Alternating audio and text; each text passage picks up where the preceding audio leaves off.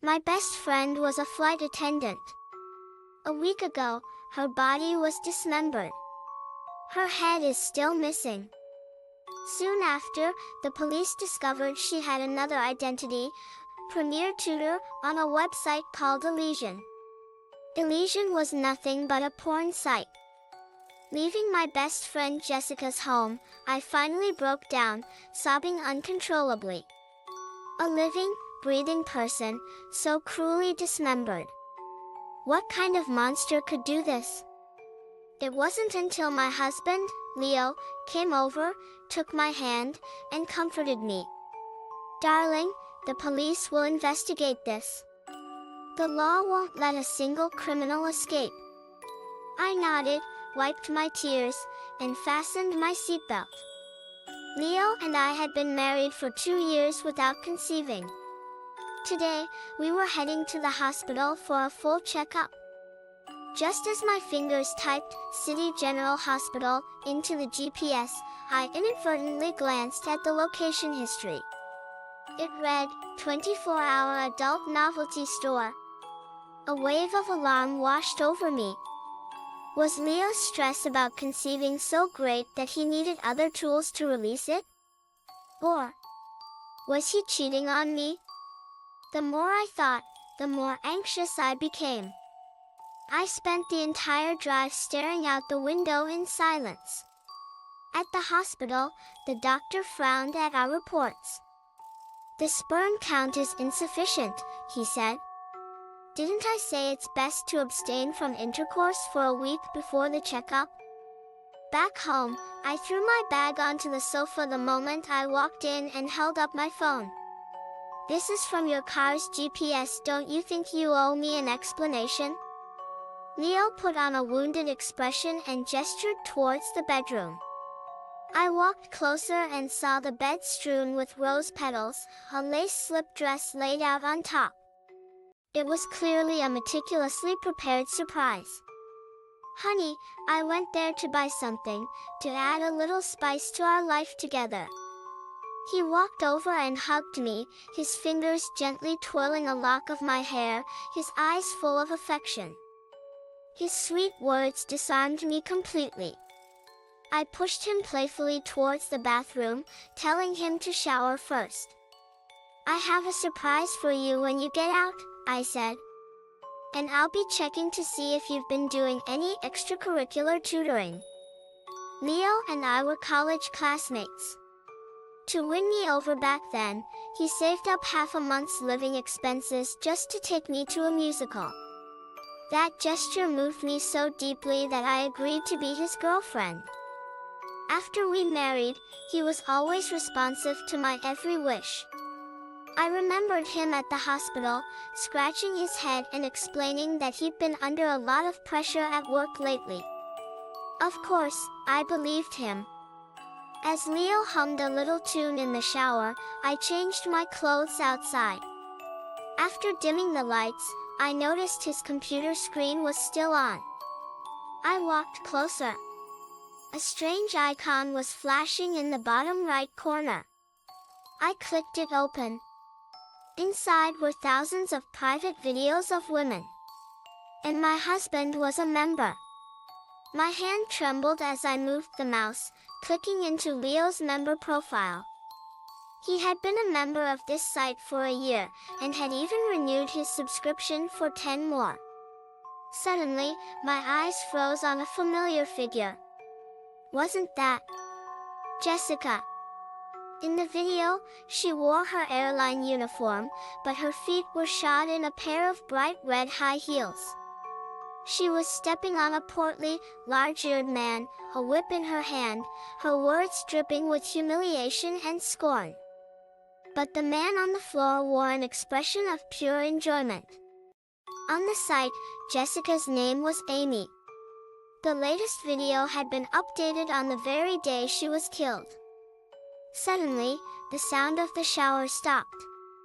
Leo walked out, toweling his hair dry. Honey, what are you looking at? You haven't even changed. I scrambled to my feet, blocking his view, and wrapped my arms around his neck, whining that I wanted Odin from the shop downstairs. He couldn't refuse me and went to change his clothes and head out. As I saw him to the door, my eyes fell on a small doll. That's a little bear they gave away at the adult store the other day. But a sense of unease washed over me. The doll looked familiar. After he left, I ran back to the room and rewatched the videos. That was it. Of course. This doll appeared in every single video on the site. What was the connection? The next day, I sent the website address I'd secretly photographed to a tech-savvy friend and asked them to look into it. Then I drove back to the adult novelty store myself. I parked out front, staring at the square-fronted shop with its colorful beaded curtains and the eerie glow of mood lighting from within. Just as I was about to go in, a little boy kicked a ball to my feet. "Auntie, are you driving the car to buy candy today?" My face changed. What did he mean, I was driving the car this time? I quickly knelt down and gripped his shoulders. "Sweetie, can you tell Auntie who else has driven this car here?" The boy stared up with innocent eyes and described him without hesitation. I understood. The person he was describing was Leo. So, he was a regular. "Auntie, I saw that uncle buy lots of candy and put it in the back here every time." Following his cue, I opened the trunk and began to search for any trace. Under a worn-out bag, a corner of something was showing. It was a file folder. Inside was a rental contract. It stated that Leo had rented another apartment in a certain residential complex. At that moment, a terrible thought took root in my mind. Leo. The man I shared a bed with. At this moment, he felt like a complete stranger. With the rental contract in hand, I convinced the landlord to unlock the door for me. As I stepped inside, a damp, fishy stench hit my nose. I held my breath and rushed to the window to air the place out. "Oh, my," the landlord said. "That young lady hasn't been back in a long time. She hasn't even paid this month's property fees." A young lady? It seemed Leo really was hiding a mistress. I carefully observed the traces of life in the apartment. A thick layer of dust covered the cabinets, the kitchen had no utensils, but the vanity was crowded with cosmetics. In a corner sat a laptop. I opened it, but the battery was dead. After plugging it in and turning it on, I saw the wallpaper. It was a picture of my best friend, Jessica. It felt like I'd been struck by lightning. I ran to the door, held up a photo on my phone, and asked the landlord to confirm. "Yes, that's the young lady. I think she was a flight attendant. Always coming back late at night, poor thing. Such a hard life." Jessica flew for 4 days and had 2 days off, and she always stayed at her own home. This apartment was far from the airport. Why would she commute from here? Opening the laptop, I saw the same familiar website. Just then, my phone rang. "Claire, I checked it out. That site you sent me requires an invitation code from an old member to register. And that store, the legal representative is Liu Zhang." An avalanche of information crashed down on me, overwhelming my mind. I staggered to my feet and tried to think. Jessica had another identity on the website. From the videos, it was impossible to tell if she was coerced or doing it willingly. If she was coerced, had she discovered something and been silenced? Why would Leo rent an apartment for Jessica, whom he'd only met a few times? What was their relationship? Why did Leo own an adult store I knew nothing about? Was it just someone with the same name? If not, then what was his role between the website and the store? How vast was this criminal network lurking in the shadows? I used Jessica's member invitation code to register an account for myself. To my surprise, I was instantly designated an Galician. At the time, I had no idea what that meant. Until the platform sent me my first assignment. Saturday, 8 p.m. The Grand Palace Hotel, room 805. Client's request, white gloves and a scepter.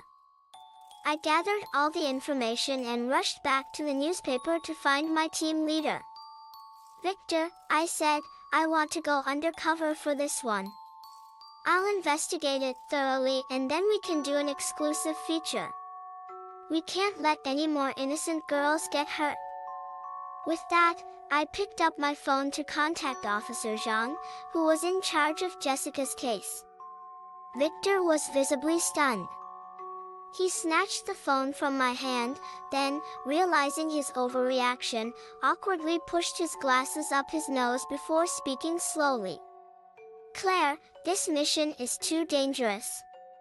Give me all the information. I know the captain of the criminal investigation team. I'll communicate with him directly. It'll be more efficient. I nodded. Victor had been the top student in our journalism program. He'd had the chance to be recommended for graduate studies abroad, but he chose to stay local. He said he wanted to contribute to his hometown. That evening, I followed the address on my phone to the Grand Palace Hotel. After getting the key card from the front desk, I took the elevator. Hold it. Just as the elevator doors were about to close, a middle-aged man clutching a black plastic bag ran up, panting. He came in, glanced at the lit button for the 8th floor, and didn't press any other. The glass elevator ascended. My heart was in my throat. I clutched my backpack tightly. Inside were a miniature camera and a can of pepper spray. It was the only security I had. A harsh text message tone suddenly rang out. The man looked at his phone, his expression grew tense, and he hurriedly pressed the button for the 1st floor. Confused, the elevator doors opened on the 8th floor. I followed the room numbers to 805. After swiping the card, I was met with an alluring, dark fragrance. Is anyone here?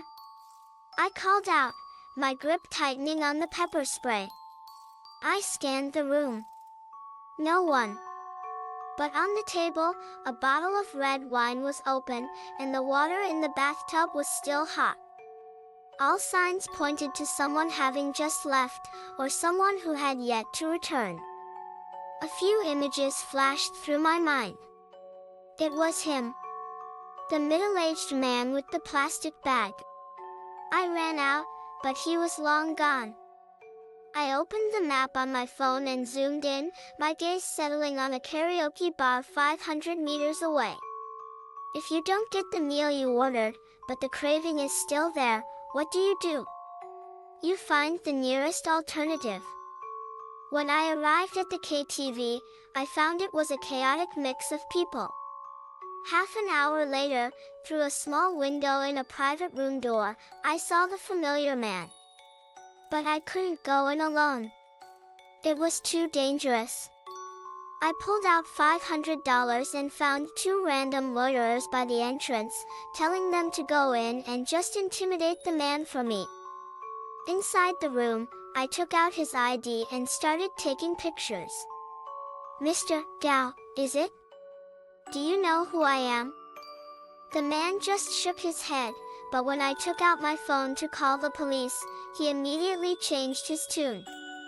I just saw a text message. It said, tonight's transaction is cancelled. The police are coming for a raid. Such a coincidence. I had a sinking feeling that this was not so simple. Later, Gao spilled a little more information. At first, he just watched the videos, but then he discovered other paid services. After placing an order, customer service would send you a link to a shop.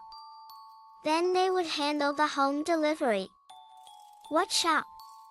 When he showed me the shop, it was, as I expected, that 24-hour adult novelty store.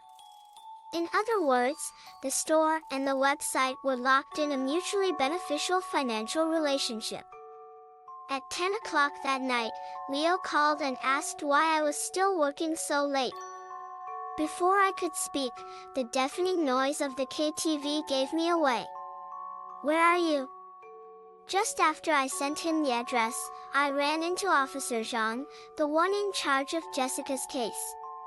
They really were conducting a raid on illegal activities. I pulled him aside and explained everything I had investigated over the past few days. His brow furrowed deeply.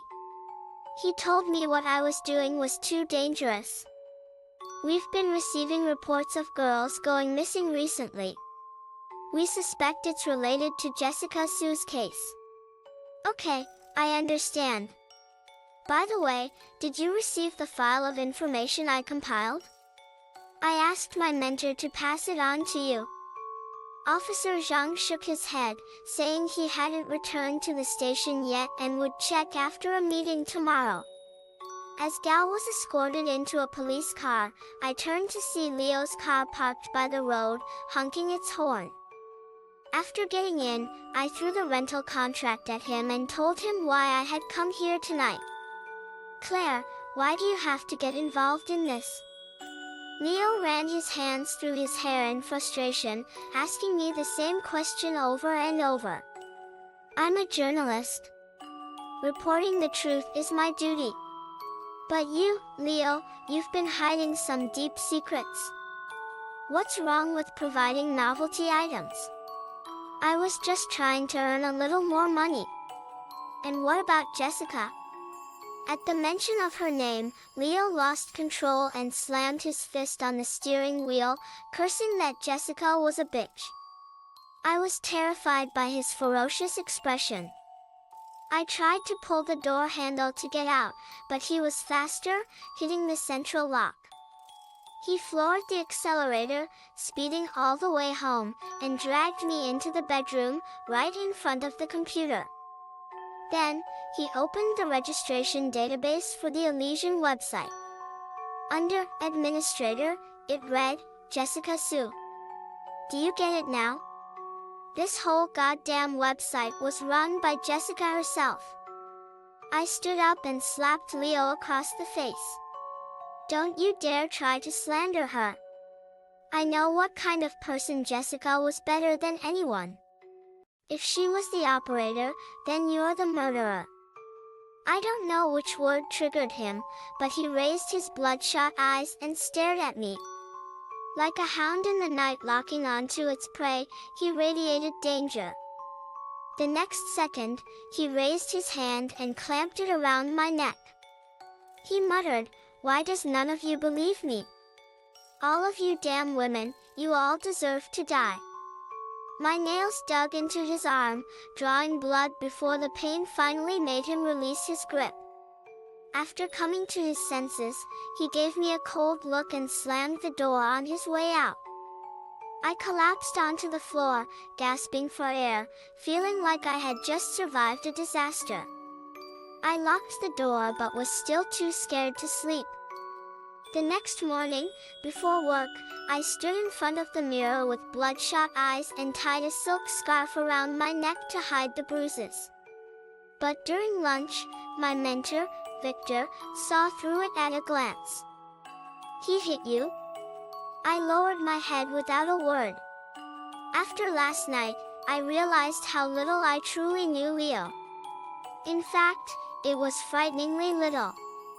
Claire, you should divorce him. I really don't know why you chose him in the first place. If it were me, I would never. I cut him off. I knew how Victor felt. But you can't force love. When I got home from work, I found that Leo had packed up all his things and left. The house suddenly felt cold and empty. All that was left on the table was a note: "I'm sorry, Claire. And don't trust the people around you so easily." Was, was that supposed to be a lesson for me? I laughed bitterly. The hospital sent the medical report while I was eating instant noodles.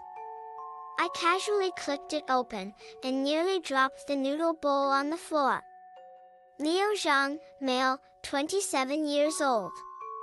Oligospermia. Sperm motility below 15%.